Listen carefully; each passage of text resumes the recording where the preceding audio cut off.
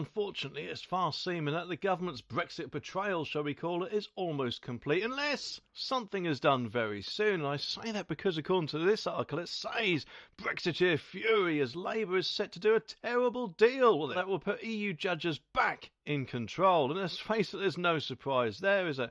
I mean, correct me if I'm wrong, but I'm pretty sure one of their policies in their manifesto back when Jeremy Corbyn was trying to get into number 10 was to do a new deal and then campaign against it in a referendum. I mean, they'd hardly be trying their hardest, would they? So could it be that this deal that they would have done then is now what they are trying to do?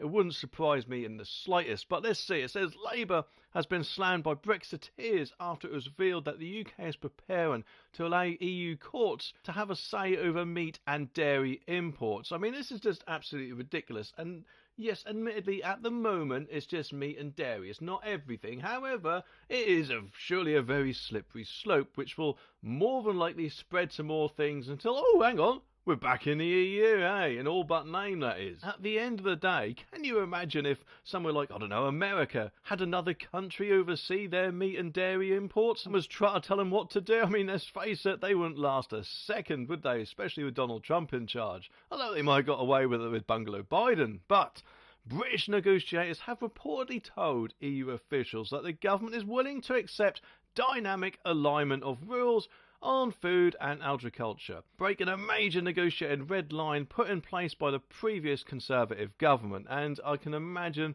more and more red lines will get broken or smudged, shall we say, with the longer that Labour are in power. And as such, the deal would give fresh powers to the EU courts and judges, with the EU Court of Justice given a role in overseeing imports. And the move, of course, will be a blow to the trade deal hopes with countries that have a lower food standards, such as America, apparently. It says, according to this, with no doubt everyone losing their minds over chlorinated chicken or whatever. But how many people realise that apparently, from what I've heard, our lettuce is also treated with chlorine, and therefore, what's the difference, eh? But, says as Labour turns Britain's trading ambitions back to the EU and away from the rest of the world. And, you know, if I remember rightly, one of the slogans that all the Ramonas would just love to say was, oh, little Englanders looking in on themselves. Well, isn't looking on the EU on itself and not the rest of the world little EUers then in that case?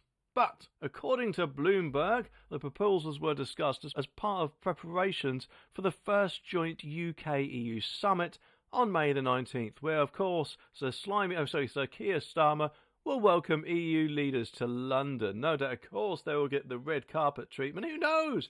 King Charles as he is now, might even give up his throne for them, eh? In all but name, that is. But, you know, just what have people said about it? Well, responding to the claims about food checks and the possible return to EU judicial oversight of British affairs, former Brexit negotiator Lord Frost, or Frosty the No Man, as he was often known by them, because he kept saying no to their demands. And it's a pity that he isn't the negotiator, because I'm sure we'd have a much better deal than the one we're going to get. But anyway, he condemned the rumours as a terrible deal. He added, it's been obvious for some months that Labour are going to do this terrible deal and bring EU law and EU courts back into Britain. And all the struggle for control and independence, Labour are going to reverse it for nothing in return. He did give a small glimmer of hope, though, because he said that he hopes the Conservative Party will oppose it and promise to reverse it in their next election manifesto. Or actually reform. Reform, I'm sure, if they manage to get in, they would certainly reverse it. And let's face it, the sooner the better, because